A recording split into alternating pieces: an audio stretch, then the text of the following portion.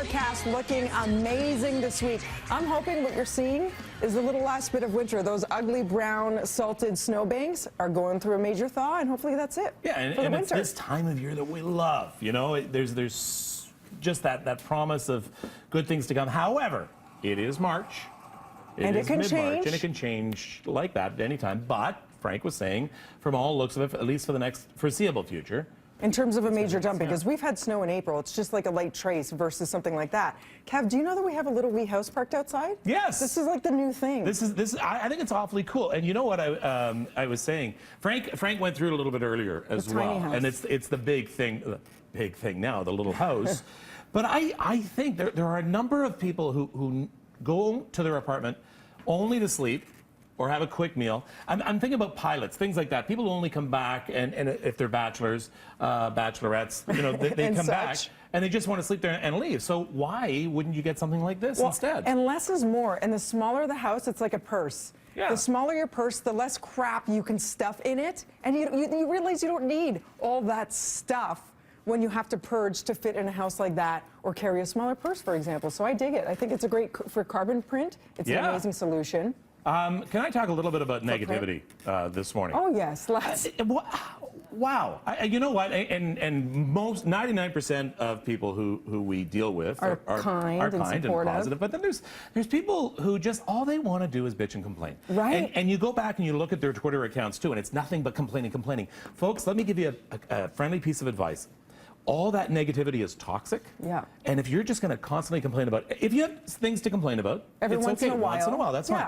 But constantly give it a rest. Try positivity just for 5 minutes. Try not just to the people who are getting your message, you're saying for themselves to be that irate and toxic and mean and nasty all the time is not good for you. So that's a good one. You should check yourself. Like, you should check your own timeline and be like, maybe I do have it. Why am I so negative? Can I ask why you feel it's easier to complain and be negative to a lady than it is to a gentleman? Really bad. Because your tweets and any woman who works here, your tweets, they're much more toxic than the ones that come to the guys. They usually attack everything from our physicality to words that come out of our mouths. I think they think maybe we're weaker or something, which, that's a good one, honey.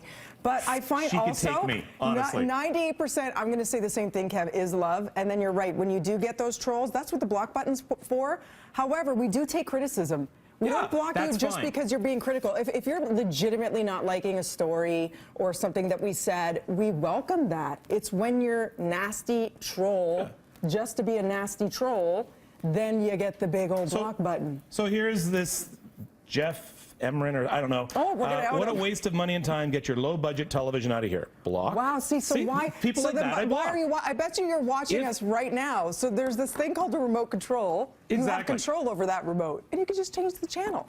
So it's just a matter of positivity is so much more effective. And like I say, and like you say, we'll block you if you're going to be like ultra negative. If you're a bully. If you say, hey, I have this problem with your program, that's fine, because that's how we improve. But or people have written me to correct me. Like I say, it's morning brain. I say things that are inaccurate all the time off the top of my tongue or grammatically incorrect. I appreciate that. Thanks for the refresher, and I'll write that. It's not in a sarcastic way. But positivity, start out your week. I promise you, here's something for a negative person. If you spend the entire week being positive, just force yourself to be positive. By Friday, your stress level will be down here. Is that an actual statistic by Friday? That is by Friday. Kevin Frankish it is a scientific. No, it actually is a fact. If you start just by constantly being positive every morning, put your foot on the floor and say something positive, you would not believe what energy you would have by Friday. And here's the other thing. They say if you're in a foul mood and you smile, you trick your brain into feeling happy. So hold it right now. If you're being mean and crusty, hold this for 20 seconds. And you will then see the endorphins being released. You're going to feel better about life. Ask yourself this question. In fact, I'm going to put this out there as one of those polls. Okay. Would you rather be happy or mad? What would you have to pick one in your life? That's obvious, would you? Right? Well, is it obvious? If it's so obvious, why aren't more people happy? For example, I sing and dance a lot. Some people get annoyed by it. Like right now, I want to sing "Don't Worry." All right, so you know what? Let's have a positive start to our week, and by Friday, I guarantee you'll be in such a good place. Guaranteed. Take that to the bank. Hey, stop it. Now you're annoying. See?